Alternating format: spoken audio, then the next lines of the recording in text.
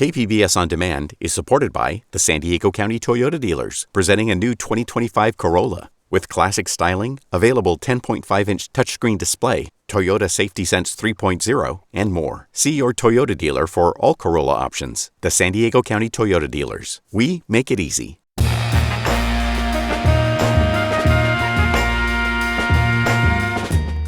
Welcome in, San Diego. It's Jade Hindman. On today's show, the privacy issues being raised around law enforcement's use of AI. This is KPBS Midday Edition, connecting our communities through conversation.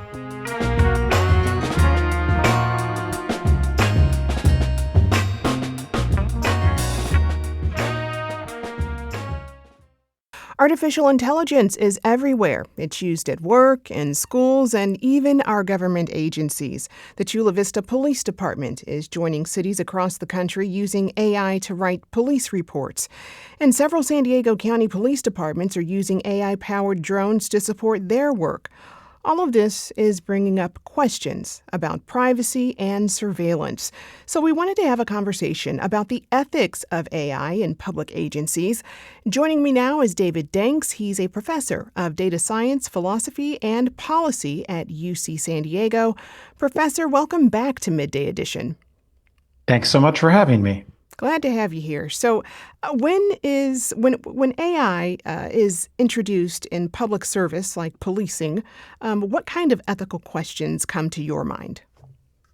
I don't know that we have enough time to cover all of them. The single biggest issue is that public-facing services are intended exactly to serve the public. And AI removes a human from that chain. Suddenly, there isn't necessarily going to be a human who's able to adjust to the individual circumstances of the moment.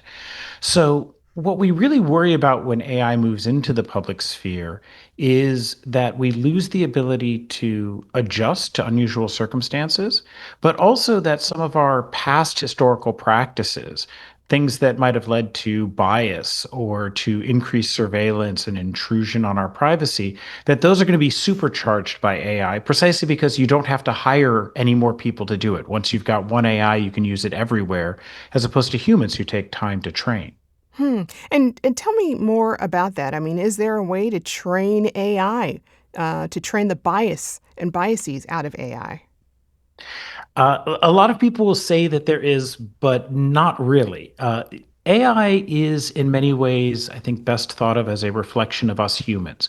We train AI systems using data collected from people, whether it's large language models being trained on all of the text that we've written, or if we think about a police surveillance AI that's trained on past policing practices. So what the AIs learn to do is in many ways to mirror back to us whatever our own past behavior has been. So we can tweak things a little bit. We can improve the AI to make it so it isn't quite the way that we have been historically. But if our data are coming from, say, a time, if we're thinking about something like mortgage lending, if we think about the days of redlining, when there were systematic biases baked into the mortgage lending practices, AIs are going to learn to replicate those biases. And so the same thing happens with public services, which historically in many municipalities have not necessarily been distributed equitably or evenly across the population in some jurisdiction. Is there any way that we could actually have hope that AI would eliminate some of these biases? I think we can absolutely have hope that AI could help to reduce or minimize some of these biases. AI not only can do a little bit better than humans if we're very careful about how we build and use it, we can often look to understand why the AI gave us the recommendation that it did. Humans can't always explain why we made the decisions that we did, but AI usually can. So I think in those ways we can make things better, but I also think we need to be realistic that we're never going to get to a world in which AI is entirely error-free or it does exactly what everybody would want, in part because there may not be any one thing that everybody wants. Well, while flawed, one argument for using AI in policing is to improve police burnout by automating systems. What does that mean for transparency and accountability, though? Well, I think that there are ways to use AI that could have all of those good benefits. The challenge, for example, you could have AI that could produce a summary from a body cam footage of an interaction with a citizen. Now, the tricky part about that is that we expect that the AI is going to miss certain important things. It might miss the nuance in somebody's tone of voice. And so it's going to be critical as these systems are rolled out to ensure that a human, the human police officer in this case, is always checking the results and actually checking that the results are accurate, not just clicking so they can go home. And that's a people problem. That's not an AI problem. That's about how do we make sure that our institutions are strong enough to hold people accountable if they do sign off on something without actually checking it, that they actually are thinking carefully about whether the report that's provided by the AI is a good summary of what they went through. Most of the time it will be, but occasionally it won't be, and we need to make sure that we have mechanisms in place to catch those. So, is there anything departments can do to make sure they have officers signing off on these things? There actually are. This is one of these areas where AI systems or early versions of AI systems have been rolled out in various companies dating back to the 1980s. So at this point, we have 30 plus years of experience of good practices to ensure that people are actually reading the reports. You can ask people to give just a brief comment about whether they think it's good or bad. You can have randomly highlighted sections that they have to, make sure to confirm or that they have to make some kind of an edit in. So you basically can force people to engage with it, but engaging with something that's already written is, of course, much faster than having to write it yourself from scratch. There's also the issue of privacy here. AI has the ability to sort of quickly collect and synthesize large amounts of data, and that data is easily shared. For example, the El Cajon Police Department has received statewide scrutiny for sharing automated license plate reader data with outside agencies. Is privacy inherently at risk when we use AI? It is always at much more risk, but one of the nice things about AI is that it doesn't collect data unless you tell it to. It doesn't process data unless you tell it to. So, on the one hand, I do worry a lot about the privacy implications of increased use of AI. We can have very widespread data collection across many people. And as you were saying, data can be integrated from many different sources.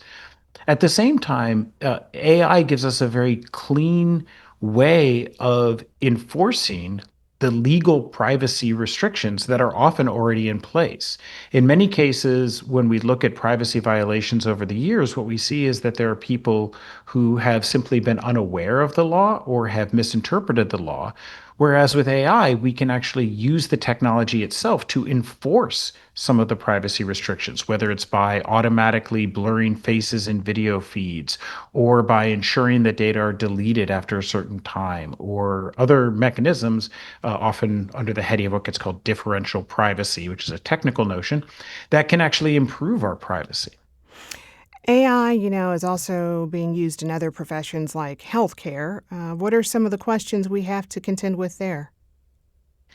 Well, of course, we have many of the same questions about privacy and surveillance. And similarly, we have questions about accuracy and who is actually taking ownership and accountability if something goes wrong. I think in the healthcare case, it gets particularly challenging because as doctors increasingly are using or relying on AI systems, we should expect that to potentially, unless we do it in a very careful way, potentially start to further erode the patient doctor relationship that's already under so much strain today. If my doctor simply is reporting back whatever the AI says, then why did I need to go to the doctor in the first place? And we know that a very strong predictor of positive health outcomes is how much you trust your doctor, how much you are willing to disclose to them. So personally, I worry a lot that as we see the rise of AI in healthcare, we're going to see an erosion of the kinds of trust that is at the core of so many of the doctor-patient relationships. So, in your view, what does effective AI regulation actually look like? Right now, I think I might settle for any AI regulation, but I think effective AI regulation is AI regulation that makes it so that there is broad benefit that is not concentrated just for a few people or a few companies. So it's about making sure that the AI that we produce and deploy, especially any AI that is supposed to support or provide public services, really needs to be tied to the needs of the people who are supposedly being served by it. So that puts a burden on those of us who build AI systems to actually go out and ask patients or individuals struggling with housing or individuals engaging with the police or the police officers themselves to understand what are your challenges, what are your values, what are your needs, and how can we provide AI that supports those rather than just guessing about what people might need. So, regulation, there's a lot to be desired there. But who should be held responsible, when AI systems actually malfunction? That's increasingly a question that many of us are trying to tackle. Part of the problem we have is that right now AI systems are increasingly being built in a very distributed way. So you'll have 4, 5, 6 companies that all are playing a role in ensuring that the AI system supposedly does what we want it to do. When that goes wrong, though, that means that it can be very hard to assign responsibility, either in a legal or an ethical sense. So I think right now one of the big questions is for all of us to be able to understand how these systems are really built in the world, and then having policies in place to, whether it's by the companies, engaging in contractual negotiations with one another, or through some sort of broader regulation, ensuring that there is actually somebody who can be held responsible or some company that can be held responsible, rather than the responsibility just being diffused in a way that no one is. Okay, so bottom line this for me. How do we balance AI innovation with safety and responsibility as things are now? So I would actually push back and say we don't need to balance them.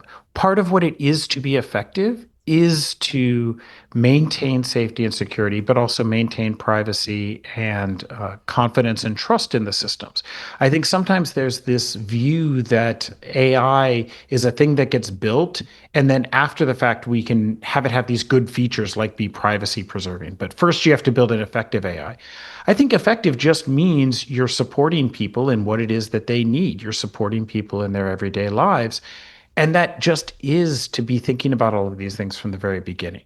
So I think what we really need is to rethink the ways that we talk about, but also those of us who build AI systems, the ways that we build them, to center people at the very beginning rather than people coming in only at the end.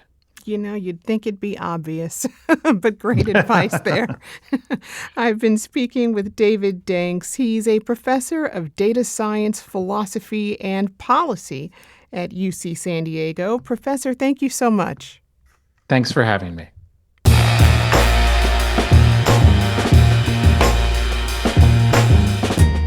That's our show for today. I'm your host, Jade Hindman. Thanks for tuning in to Midday Edition. Be sure to have a great day on purpose, everyone.